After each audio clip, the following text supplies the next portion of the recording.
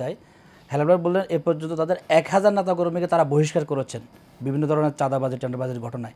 অবশ্যই এটা সাধুবাদ পাওয়ার যোগ্য, কিন্তু তার পাশাপাশি আরও দৃশ্যমান যে খবরগুলো জাতির সামনে মিডিয়ার মাধ্যমে পত্রিকার মাধ্যমে আসছে, তাদের বক্তব্যের মাধ্যমে বিবৃতির মাধ্যমে বা সাংগঠনিক সিদ্ধান্তের মাধ্যমে যদি জাতির সামনে খোলাসা করা যায়, যেমন জামাতের আমির স্পষ্ট ভাষায় বলছেন একটা কথা যে দখলবাজি চাঁদাবাজির জায়গায় যদি জামাতের কেউ আপনার দিকে হাত বাড়ায়, জামাতের ওই নেতার হাত সবার আগে আপনি থামিয়ে দেবেন।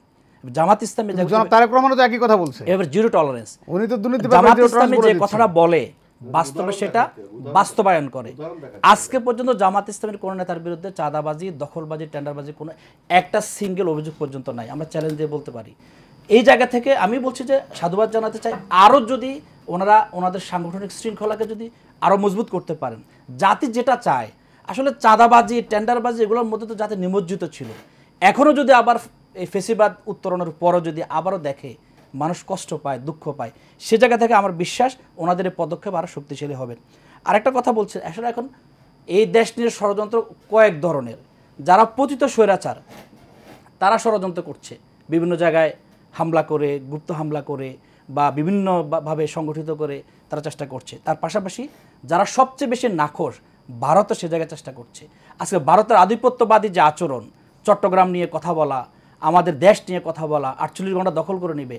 আমাদের হেলাল বলছেন যে বিএনপি ছাড়া কেউ কথা বলেনি, জামাত ইসলামে প্রকাশ্যে বিবৃতি দিয়েছে, ইসলামী ছাত্র শিবির বিবৃতি দিয়েছে, আমরা শাসনতন্ত্র আলোচনা সভায় অনেক দল করেছে আর কি। সেজন্য জাস্ট একটু স্মরণ করার জন্য বলছি, আর বিবৃতি কিন্তু এক নয়, আমরা শুধু বিবৃতি এবং আমরা দেখেছি লং মার্চ করে সীমান্ত পর্যন্ত যাওয়ার নজির রয়েছে বিএনপি। না অবশ্যই আমরা মাঠের কর্মসূচি পালন করেছি। আর মিডিয়া কভারেজ কি কত আরেকটা কথা ভুল মেসেজ দেবে মানুষকে।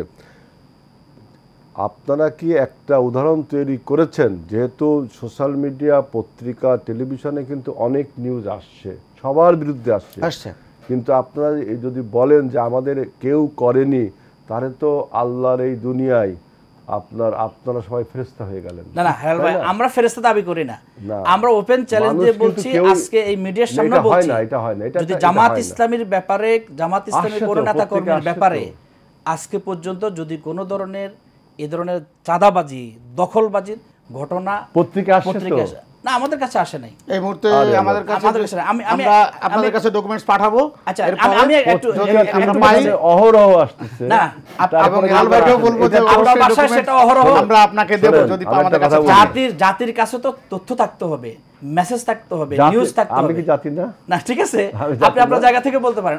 আমি একটু পিছনে একটু বলি, একটু যোগ করি। সেটা হচ্ছে আজকে ঢাকা শহরে যে একটা তথ্যের কথা বলছেন, সন্ত্রাসীদের অস্ত্রের কথা, তারা সন্ত্রাসীরা বের হয়ে যাচ্ছে। আমি একটু আইন শৃঙ্খলা রক্ষায় যারা নিয়োজিত তাদের কাছে একটা প্রশ্ন রাখতে চাই।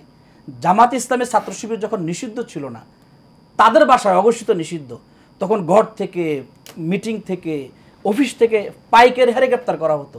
আজকে ছাত্রলীগ নিষিদ্ধ, কিন্তু গ্রেপ্তারের কোনো খবর আমরা পাই না কেন? এই যে প্রকাশ্যে দিবালোকে যারা অস্ত্র দিয়ে রাজপথে গুলি করেছে, তাদের চেহারাগুলো দৃশ্যমান, পরিষ্কার, কিন্তু তারা আজকে গ্রেপ্তার হচ্ছে না কেন? এই জন্য আইন শৃঙ্খলা রক্ষাকারী বাহিনীকে জাতির কাঠগড়ায় কিন্তু দাঁড়াতে হবে। সন্ত্রাসী যারা, অস্ত্রবাদ যারা, কে কোথাও অস্ত্রবাজি করেছে, আমাদের বন্ধুর উপরে, ছাত্রীদের উপরে কীভাবে ন্যাক্কারজনক হামলা করেছে, আজকে দেখা যাচ্ছে তারা এখনও পর্যন্ত গ্রেপ্তার হয়নি। এই জন্য আমি আইন শৃঙ্খলা রক্ষাকারী বাহিনীকে বলবো, এই জায়গায় আপনারা বলিষ্ঠ ভূমিকা পালন করবেন।